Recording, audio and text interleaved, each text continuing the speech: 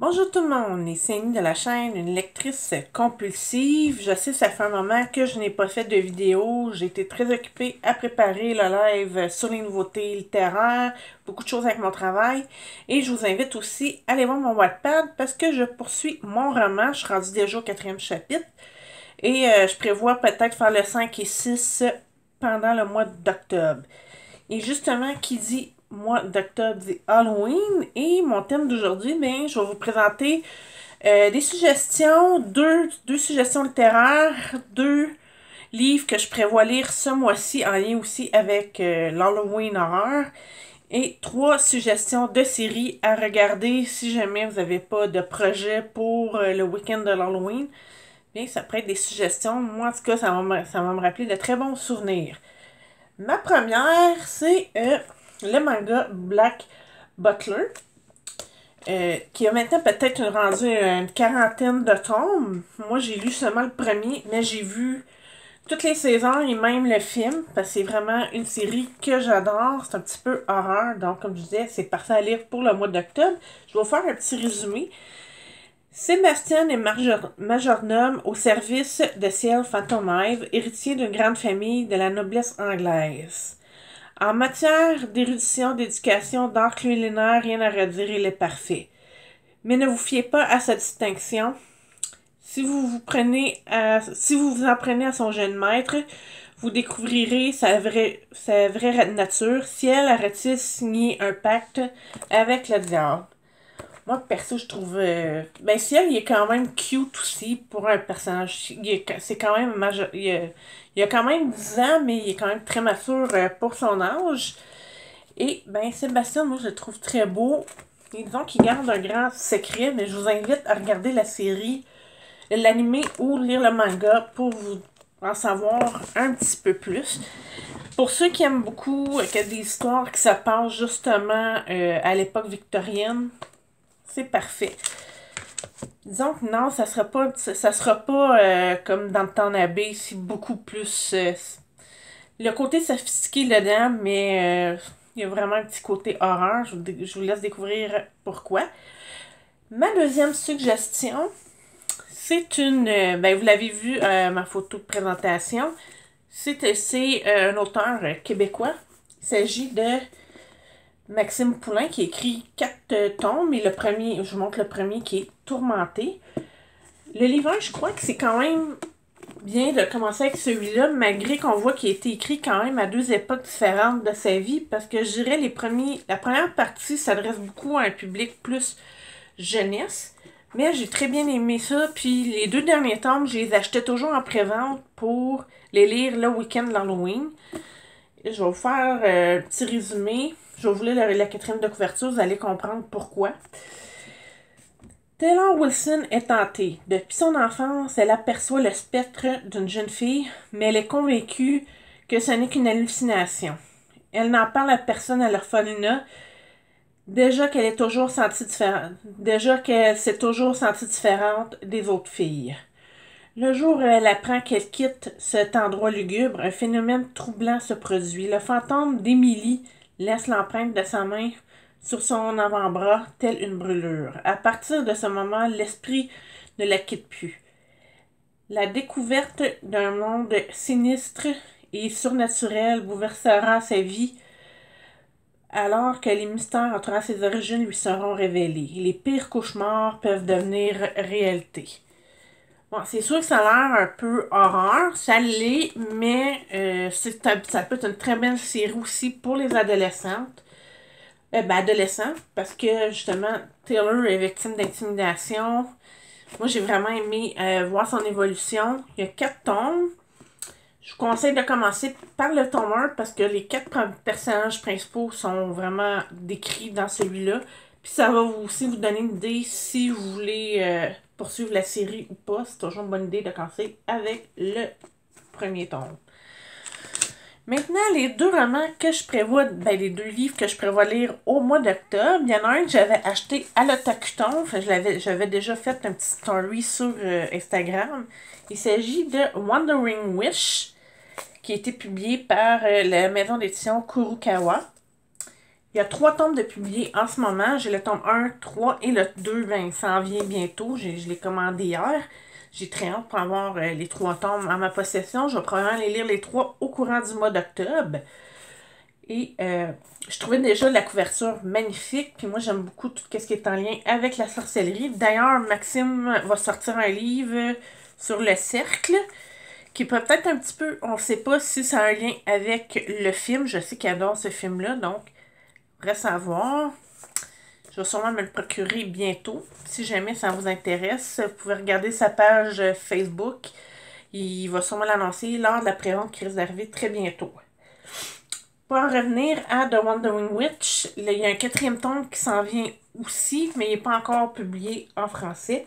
Pour vous donner une petite idée de la série, c'est les jeunes sorcières vagabondes. Elena sillonne le monde vaste et bigarré, rempli de créatures surprenantes et des civilisations mystérieuses. Suivez ses rencontres, son apprentissage et découvrez les liens qu'elle tissera au gré de ses voyages.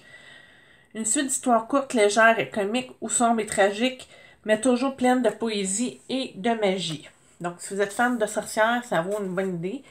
C'est une bonne idée de vous procurer cette série-là. Moi, vraiment, j'étais déjà vendue juste à lire le résumé. Puis, j'ai appris aussi qu'il y avait un animé. Donc, si vous préférez, ben, vous pouvez regarder sur des sites de streaming d'animés pour vous donner une bonne idée sur la série. Le deuxième que je vais lire, ça c'est vraiment mon défi du mois parce que c'est 4 romans reliés à un seul tome, parce que parfois en anglais, surtout quand on voit des événements, bien des fois l'auteur peut décider, je vais faire un spécial, je vais faire les 4 tomes ou les 3 tomes en un seul pour les fans qui veulent se procurer la série. Je l'ai dans ma pile à lire depuis soit 2018 ou 2019. Je m'étais dit, il est temps que je me lance. Il s'agit de Packet de Yves Anglais. J'avais déjà lu quelques romans d'elle. J'aime beaucoup son sens de l'humour. Donc, je me suis dit, ben, pourquoi pas? Il est temps que je le sorte de ma pile à lire. On parle de loup-garou. C'est parfait pour le mois d'octobre. Et il s'inclut, c'est ça, 4 livres. Et il est au-dessus de 100 pages. 146 pages au complet.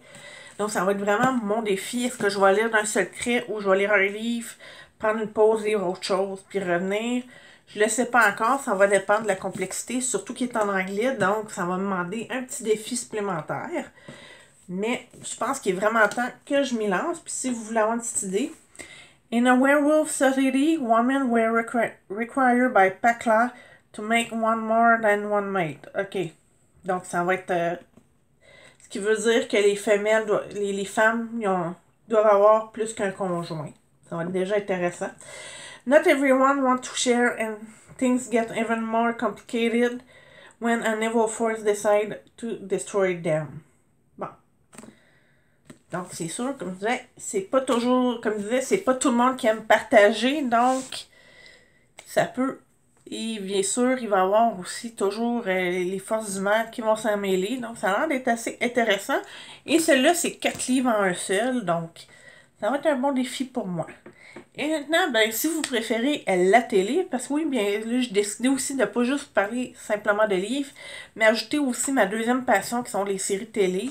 J'en ai quand même beaucoup, puis ça fait longtemps que l'univers télévisuel fait partie de ma vie. Donc, la première, c'est Les Menteuses ou Pretty Little Liars. Vous allez vous demander pourquoi que je choisis ça pour l'Halloween. Ben, dans chacune des saisons, ou presque dans chacune des saisons, il y a un épisode spécial Halloween. Puis bien sûr, ben, avec l'identité de A qui joue des mauvais tours aux 4 filles, on sait jamais, ça vient parfois lugubre. Fait que je trouvais que aussi c'est une belle série à regarder à l'automne. Moi, ça fait peut-être 3 ans que je l'ai regardé au complet. Puis ça joue aussi, si jamais vous avez aussi Elle Fiction. La saison 1 vient tout juste de commencer, donc ça peut être une chance aussi, votre chance de découvrir la série si jamais vous avez ce poste-là. Sinon, je présume quasiment sûr qu'elle doit être encore sur Netflix. Donc voilà, si vous ne la connaissez pas, c'est l'histoire de 4 filles qui retournent au secondaire, qui retournent après un été au secondaire, après la disparition de leur amie Allison, et ils reçoivent des mots étranges d'un certain A. Au début, ils pensaient que c'était probablement leur ami qui faisait une joke, Mais après le deuxième épisode, ben, on découvre qu'elle est bel et bien morte. Il découvre son cadavre. Mais il continue à recevoir des messages. Donc, à chaque saison, il reçoit des nouveaux messages, même s'il pense avoir trouvé elle. Donc, est-ce que c'est une personne différente à chaque fois ou est-ce que parce qu'il se trompe? Ça, je vous laisse à découvrir. C'est une série qui a 7 saisons au complet. Il y a eu aussi une nouvelle série qui est sortie récemment, qui a joué sur Super Écran ou sur Crave, qui n'est pas tout à fait en lien, mais encore là, il y avait aussi des apps. Puis il y a une autre aussi série en lien avec celle-là, mais je vous en dis pas plus parce que si vous n'avez pas vu la première saison, je pourrais vous gâcher quelque chose. La deuxième suggestion, c'est un classique. Ça fait très longtemps que je suis cette série-là parce que j'étais fan de Gilmore Girls puis j'aimais ça suivre les projets des acteurs en dehors de cette série-là parce que ça fait quand même longtemps qu'elle est sortie. Il s'agit de Surnaturel. Là, je vous montre... Ça, celui-là, c'est quand même assez rare à trouver. J'ai été chanceuse, ça fait peut-être une dizaine d'années que je l'ai. C'est la version animée. C'est l'histoire de Dean et Sam, deux frères, qui chassent les démons. Dans la saison 1, il y a beaucoup des classiques du monde de l'horreur. Et en version animée, ben, ils ont fait des épisodes importants de la saison 1 et 2. C'est pour ça que je vous la présente. Si jamais ben, vous l'avez aussi, ben, j'aimerais ça. Écrivez-moi en commentaire, savoir qu'est-ce que vous en avez pensé. Moi, je trouvais que c'était très bien fait. C'est sûr que, par contre, la voix de Dean, c'est pas le même acteur à part pour les 2 derniers épisodes. Donc, c'est un petit peu étrange. La série, je vais vous montrer. C'est ici. Ça, c'est avec les acteurs Jensen Ackles et Jared Padalecki. Je m'excuse si je prononce mal son nom. Et justement, Jared, il jouait dans Gilmore Girls. Il jouait le rôle de Dean, mais là, dans cette série-là, il joue le rôle de Sam. C'est un petit peu... Ceux qui avaient suivi Gilmore Girls, c'était un petit peu mélangeant. Il a fallu s'habituer à son nouveau nom de personnage. J'ai vraiment trippé dès la première saison. Elle contient 15 saisons au complet. Quand même une série qui est importante dans ma vie, parce que j'ai quand même suivi ça pendant des années. Donc, si vous aimez tout ce qui est chasseur de démons, horreur, une autre belle série à suivre. Et ma toute dernière suggestion, ça a été un véritable coup de foudre lorsque j'étais au secondaire. C'est une série que j'ai vraiment trippé. Je faisais même du roleplay avec cette série-là pendant des années. Je connaissais toutes les paroles, je connaissais beaucoup de citations. J'aimais regarder les épisodes, je sais pas combien de fois je les ai vus. Il s'agit de Buffy contre les vampires. Là, je vous montre la première saison. Donc le méchant qui est justement le maître des vampires.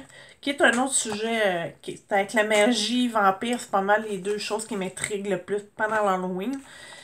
La série originale, elle a 7 saisons avec Sarah Michelle Gellar. C'est l'histoire, Buffy, elle a 16 ans dans la première saison, puis elle découvre, ta mission, c'est ça, de sauver le monde, de tuer les vampires et les démons. Dans celle-là, il y avait beaucoup les démons. Encore là aussi, je dirais que la saison 1 est vraiment classique. On revient à tout ce qui est justement magie. Même Willow tombe en amour avec un gars sur Internet. C'est peut-être un épisode important aussi, que je recommanderais de regarder avec votre adolescent. De peut-être justement de faire attention avec qu'on discute parce qu'on ne sait jamais qui est en arrière d'un écran. Willow va avoir une grosse surprise. Donc je trouvais vraiment la première saison, ça va vous donner une bonne idée pour le reste de la série. Bon, Spike apparaît à la deuxième. Il y en a qui ont beaucoup trippé sur lui. Moi, j'ai toujours été Team Angel. D'ailleurs, si vous aimez la série, écrivez-moi savoir quel team que vous êtes.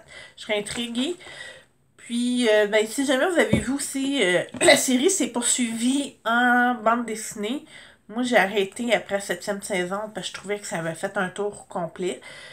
Mais vraiment, Buffy a fait partie de ma vie à une période que j'en avais de besoin. Fait que c'est vraiment une de mes séries importantes. Puis que je vais probablement garder les CD pendant très longtemps. Donc, si vous avez aimé ma vidéo, n'hésitez pas à appuyer sur le petit pouce et vous abonner à ma chaîne. Puis écrivez-moi en commentaire si vous avez d'autres suggestions, soit de lecture optionale ou pour l'Halloween. À bientôt!